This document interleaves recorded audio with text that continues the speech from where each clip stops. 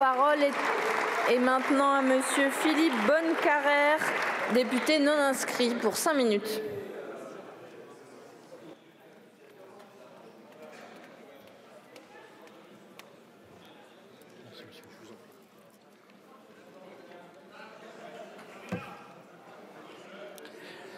Madame la Présidente, Monsieur le Premier ministre, mes chers collègues, l'indépendance d'un député non inscrit l'autorise à prendre du recul, à garder le sens de la nuance et à se limiter à quelques observations.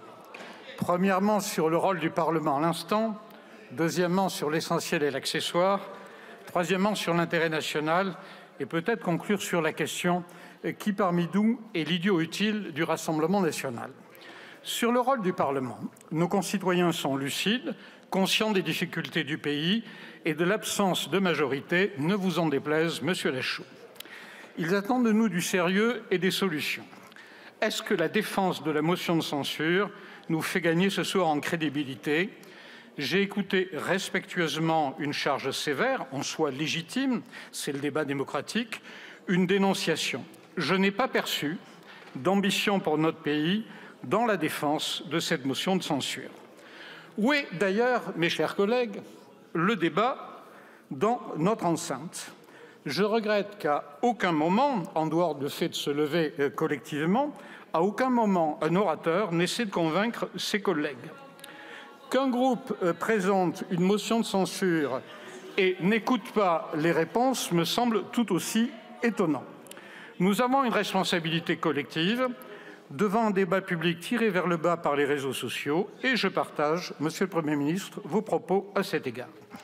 L'essentiel est l'accessoire. Le groupe socialiste a accepté de ne pas voter 5 motions de censure et a permis à notre pays de disposer d'un budget. Il a assumé l'essentiel et je le remercie, même si mes collègues ne sont pas dans l'hémicycle pour m'écouter, je les remercie d'avoir tenu bon.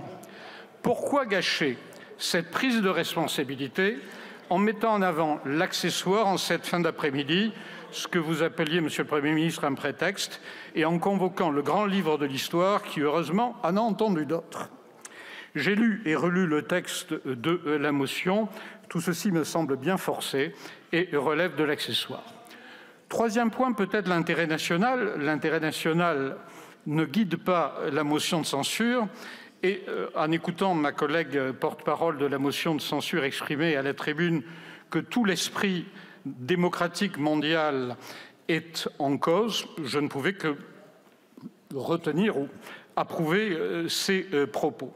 En effet, à un moment où l'ordre mondial, qui a été le fruit de l'enseignement des guerres du passé, est bousculé, où les rapports de force sont décomplexés, aurait pu être envisagée une motion de censure critiquant la manière dont notre pays affronte cette situation brutale. Rien de tout cela dans la motion de censure. D'une certaine manière, en creux, on pourrait même y voir une approbation totale. François Bayrou, mes chers collègues, n'est pas Donald Trump. Nos concitoyens attendent de nous un sursaut collectif et, à part quelques militants, ils n'attendent pas une censure, pas plus que les excès ou les critiques, j'en ai été désolé pour le groupe socialiste, à l'égard de Capitaine de Pédalou. Vous dire enfin que vous posez une bonne question dans la motion de censure, chers collègues, qui est pour moi la question subliminale de savoir qui est l'idiot utile du Rassemblement national, qui, bien sûr, n'est pas dans cet hémicycle. Est-ce le bloc central, quand il veut légiférer sur les sujets migratoires? Est-ce nos collègues du Front populaire, du Nouveau Front populaire et leurs amis, en s'opposant, pour moi vous êtes des collègues, jusque-là je ne vois pas les choses autrement, dans la Chambre des députés. Est-ce que nos collègues du Front populaire et leurs amis le seraient plus en s'opposant à toute protection de nos frontières? J'avais déjà entendu ce débat pendant des semaines lors de la loi immigration. Pour les uns, le mot d'ordre était immigration zéro, sans que quiconque ne sache comment. Pour les autres, aucun amendement de régulation, même le plus tenu, n'avait son approbation. À vouloir nier les réalités, je crois que les idiots utiles du Rassemblement national ne sont peut-être pas, ou le pensent, les porteurs de la motion de censure.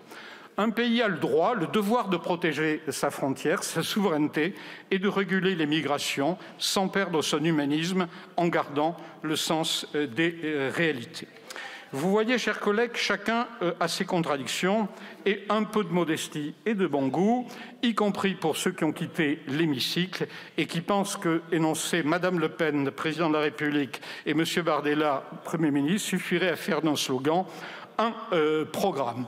Les Français nous demandent d'assumer nos responsabilités et d'avancer. Je considère avoir reçu 2 mandats, le mandat de ne pas recevoir mes concitoyens et, Madame la Présidente, le mandat de chercher en tout l'intérêt national, et que je regarde l'un ou l'autre, le pays ne mérite pas la censure. Merci, monsieur le député.